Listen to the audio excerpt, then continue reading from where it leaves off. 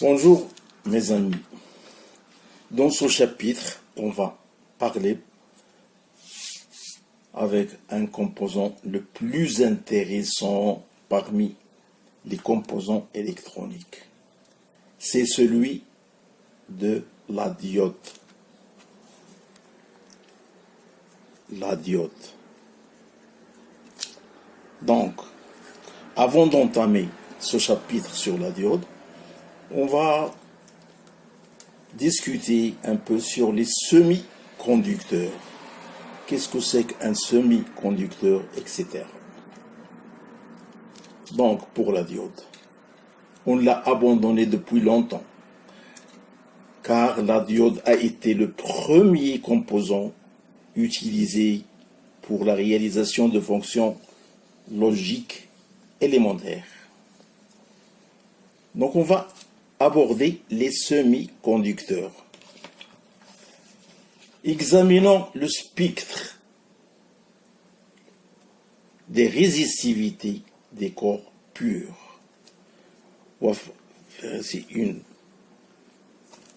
traversée allant de moins 10, de 10 à la puissance moins 6 par exemple, ici 10, moins 5, moins 4, etc. Jusqu'au 10, 5, jusqu'au 10, par exemple, la puissance 21 à résistivité. Si vous voulez, c'est l'axe des résistances. OK? Donc, dans cette large-là, on trouve les métaux. Les métaux. De 10 à moins 4 à 10 à la puissance 5, dans cette phase-là, on trouve par exemple les semi-conducteurs. Et de 10 à la puissance 5 à 10 à 21, ce sont des éléments isolants. Donc, et de 10 à 21 vers l'infini, c'est qu'on appelle la résistivité. OK? Mais ça, c'est la résistivité des corps purs. Avec la température ambiante, on peut mesurer les résultats suivants. Par exemple, si on prend le germanium, il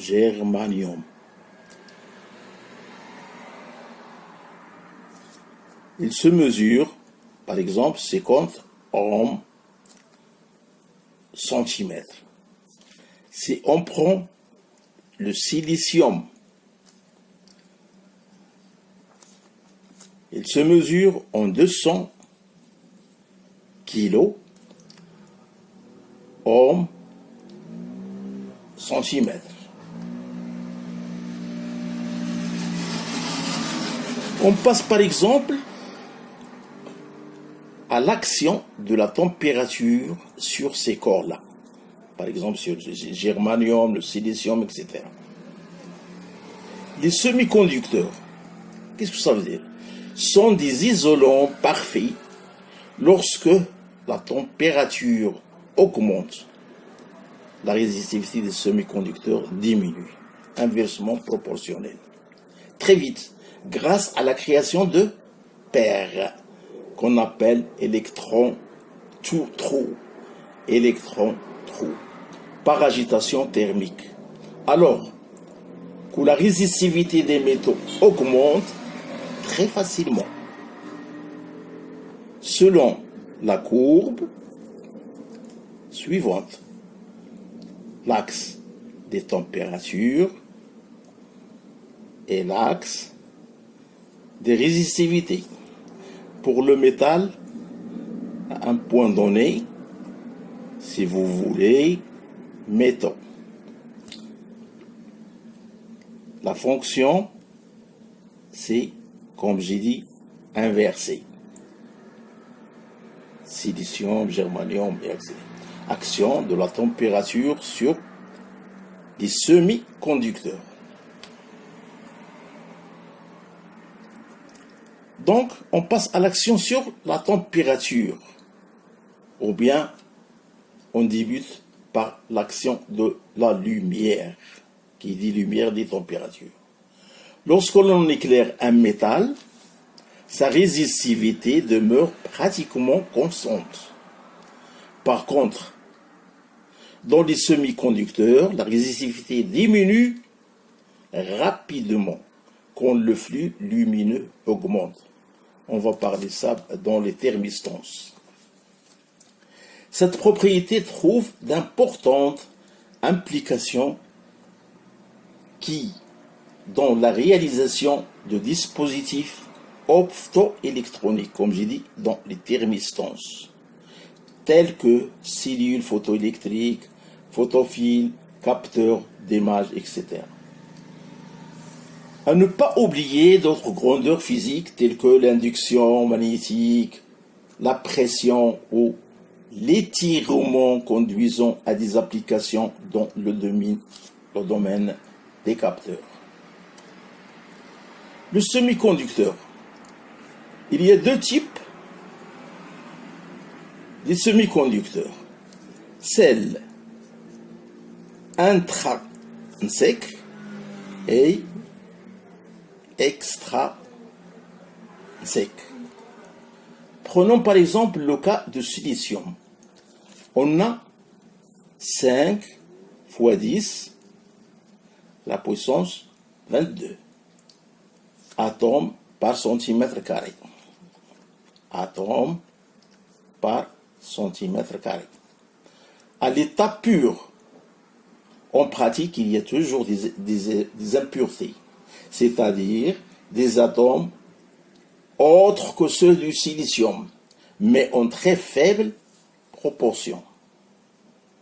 Environ de 5 fois 10 à la puissance 10 atomes par centimètre cube. On a donc un atome étranger pour 10 à la puissance à peu près 12. On a donc un atome étranger, comme j'ai dit, pour 10 à la puissance 12 atomes par centimètre cube. C'est l'état intrinsèque. On constate par ailleurs que la résistivité dépend beaucoup de la nature et de la proportion d'impuretés présentées dans le semi-conducteur. Passons au semi-conducteur extrinsèque. Donc, pour l'intrinsèque, on a pris comme exemple le silicium. C'est la caractéristique d'un semi-conducteur déposé dans lequel le métaux d'impureté est volontairement élevé pour l'extrinsèque à celui du semi-conducteur intrinsèque, ce qui modifie considérablement les propriétés électroniques. Ok? Donc, le type N est obtenu en dopant avec des corps de la 5e colonne à 5e électron. Il faut bien vous rappeler au tableau des métaux. Le type P est obtenu en dopant avec des corps de la 3e colonne. Alors pour le type N, c'est la 5e colonne. Pour le type P, c'est la 3e colonne. Tout simplement, le type N c'est négatif, le type P positif. Dans les diodes, c'est par là anode et cathode. Voilà. Donc on passe à la diode. Pardon.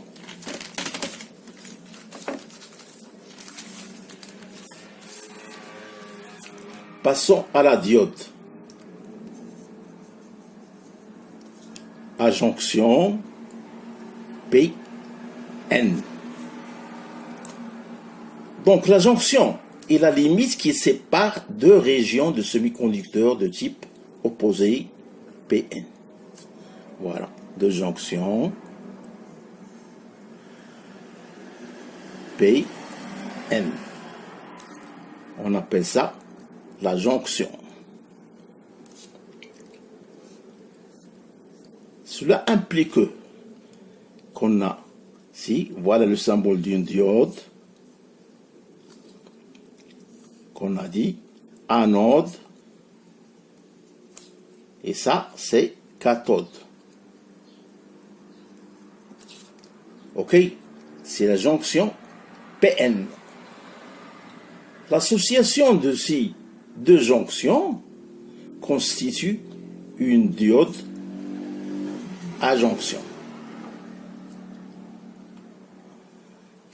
Alors, on peut polariser cette jonction soit en direct, soit en inverse.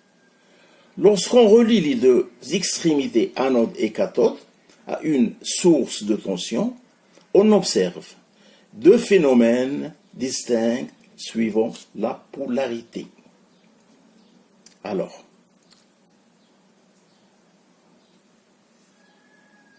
voilà notre générateur de tension. Ok. Ça, c'est la polarisation directe. C'est la polarisation directe.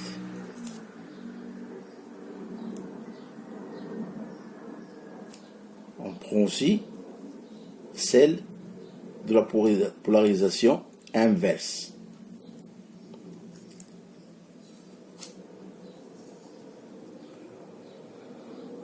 Voilà notre jonction.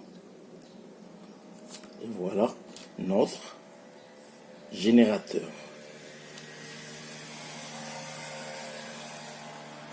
Notre plus, voilà notre plus de l'implantation directe. Ça c'est direct, ça c'est indirect, c'est-à-dire inverse. Donc, dans les deux cas, la résistance est très faible quand la diode est polarisée en direct. Dans un sens, le sens est bien respecté. On part toujours du positif au négatif. Assimilable à un interrupteur fermé. Ok? Alors qu'il est très important en inverse, assimilable à un interrupteur ouvert.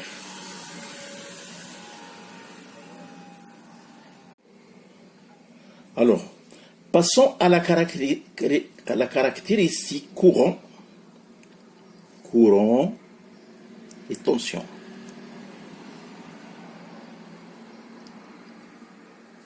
Courant inverse.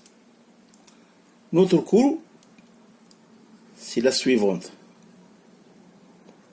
Ça, c'est pour la polarisation directe. Cette courbe-là, c'est pour la polarisation inverse. Notre tension de mesure allant de 0,8, si vous voulez, à 12 volts. OK?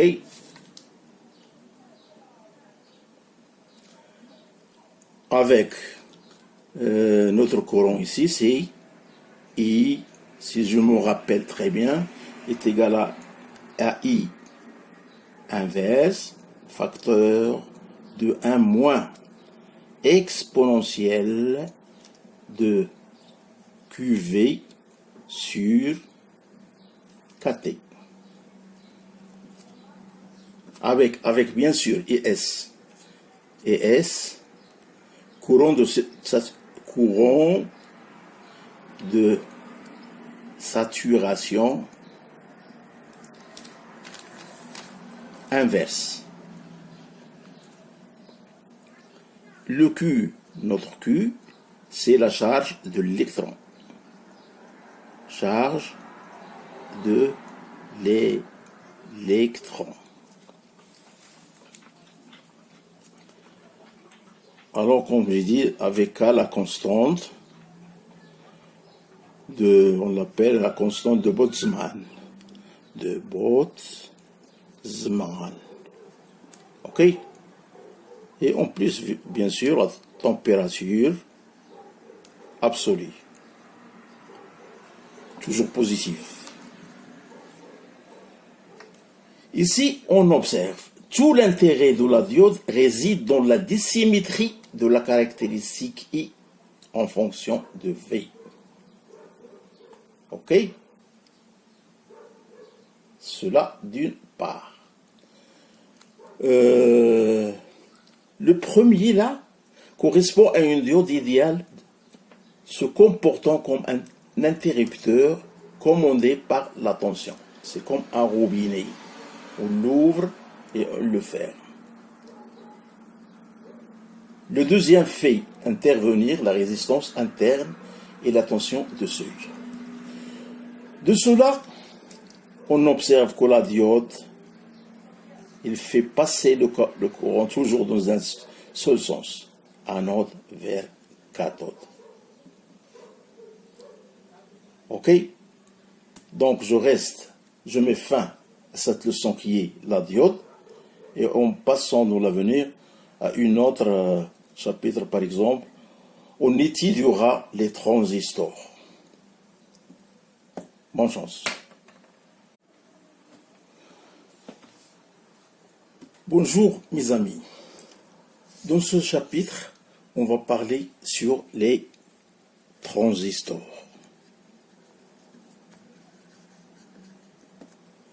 Donc, pour simplifier l'explication du mot transistor, on trouve des transistors P, N, P et des transistors N, P, N. Si vous voyez bien, ce n'est que l'assemblage de deux diodes PN. Ok?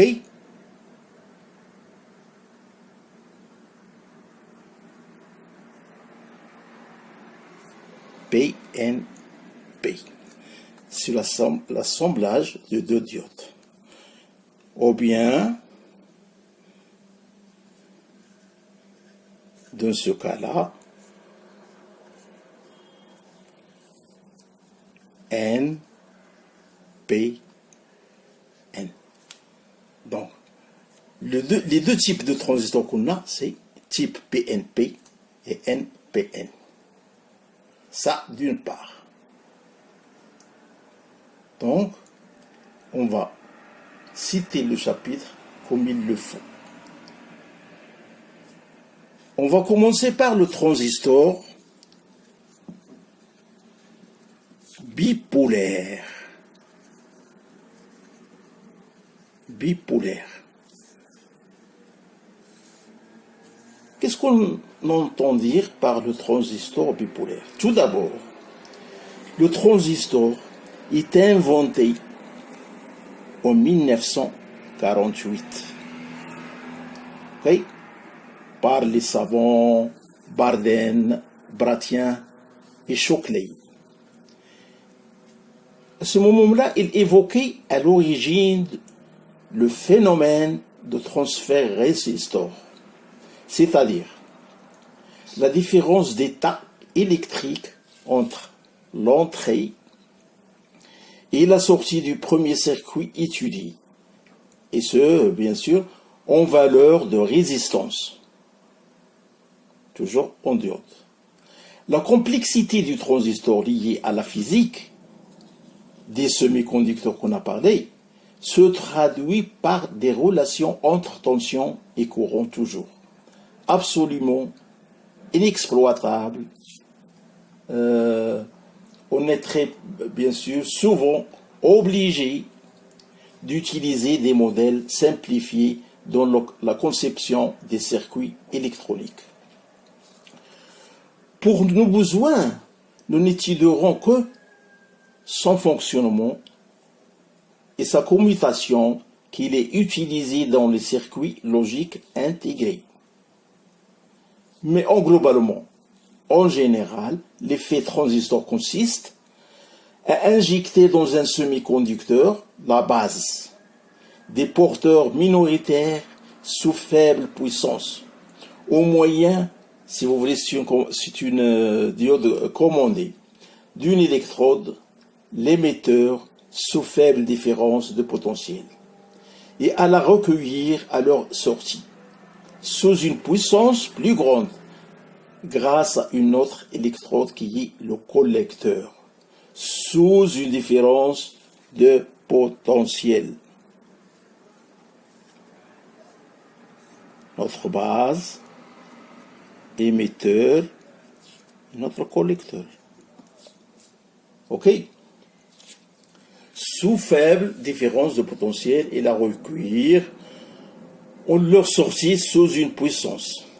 C'est la commande, en commandant bien sûr la base, le courant passe vers la cathode, sous une différence de potentiel plus importante.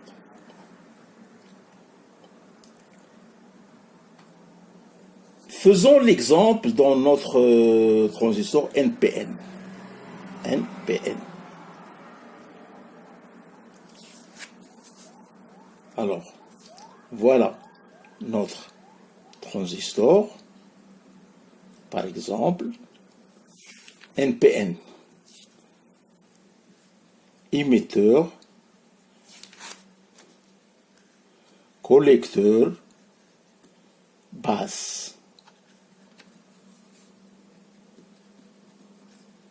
Voilà. Ça, c'est le symbole d'un transistor NPN. Et bien sûr, c'est le même cas pour un transistor PNP. Toujours le même schéma. En fonctionnement normal, la jonction base-émetteur d'un transistor bipolaire est polarisée en direct. Et la jonction et la jonction base-émetteur d'un transistor bipolaire polarisé en direct. Et la jonction collecteur base est polarisée en inverse. Donc, prenons un exemple. Soit un transistor NPN, avec la convention suivante sur le courant. Voilà. On a IB, IC, IE, émetteur, IE. On a notre formule. IB, le courant de base, plus le courant de collecteur, plus le courant de l'émetteur est égal à 0. Courant dans ça, c'est l'équation du courant dans le transistor. Les calculs montrent que l'ONA IE est égal à IE. I du collecteur est égal bêta IB par formule, dont bêta c'est le gain en courant du transistor. Toujours à peu près, on lui donne la valeur 100. Alors si on veut jouer, c'est-à-dire si on veut faire des fonctions sur les réseaux de caractéristiques du courant IC, c'est-à-dire I du collecteur, et notre bêta,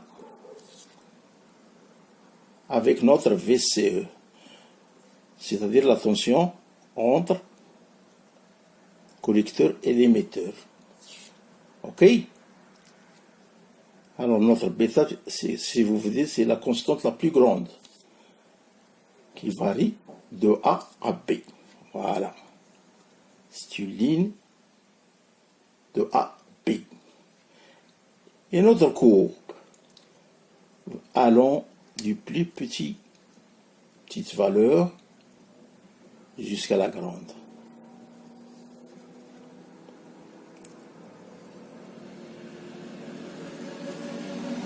Voilà les fonctions. C'est-à-dire réseau des caractéristiques IE en fonction de la tension. Émetteur-collecteur, qu'on appelle VCE. Alors, le transistor bipolaire, en coïncidant avec le réseau des courbes IE en fonction de VCE, ce réseau de courbes est utilisé pour fixer les points de fonctionnement des différents montages. Passons au transistor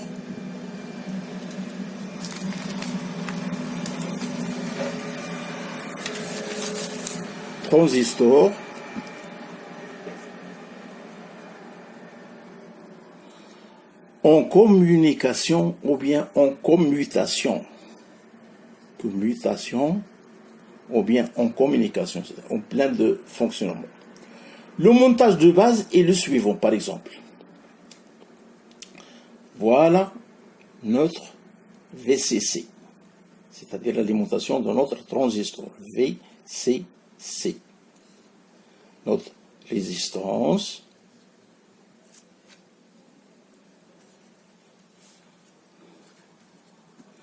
et notre transistor.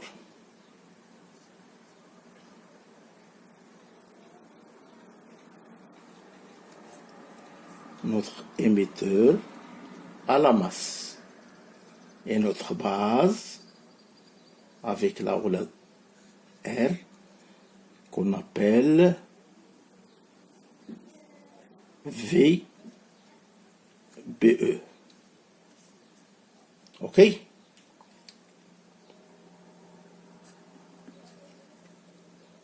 C'est le montage de base et le suivant. Voilà, comme vous voyez, ça, c'est le transistor en communication.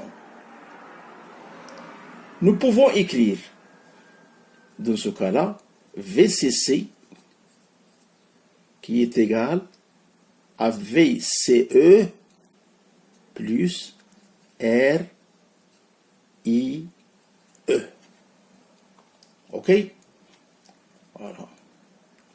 VCC est égal à VCE plus RIE.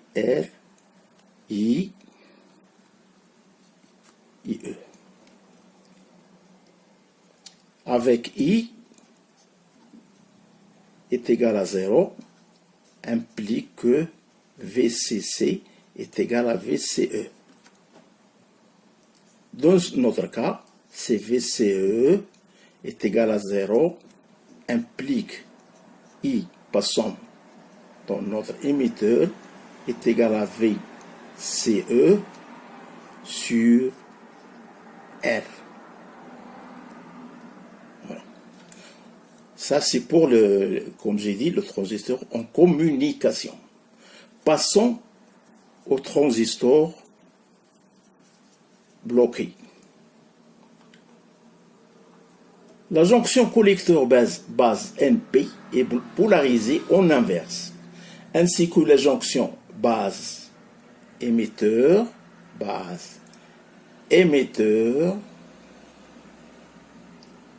bloquée.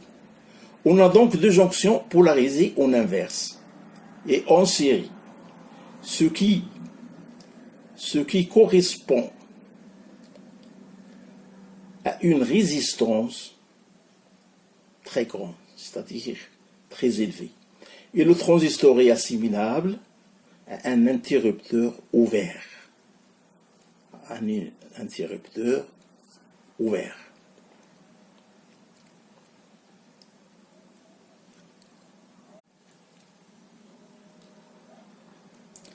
C'est-à-dire une résistance ici très élevée. Donc le point de fonctionnement est A. Voilà le point de fonction, et A et B par exemple. La sortie S. La sortie S presque au potentiel VCC. Voilà. À travers bien sûr une résistance. OK? Passons par exemple au transistor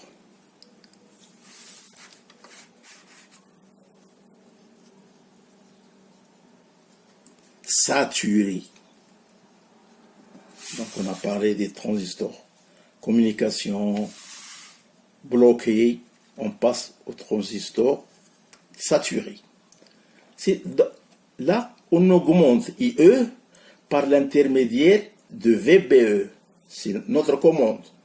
Le point de fonctionnement va se déplacer sur la droite de charge depuis le point A jusqu'au point B. Voilà, on discute toujours sur ce schéma-là. La jonction collecteur-base, c'est-à-dire NP, est polarisée en direct, ainsi que la jonction base-émetteur.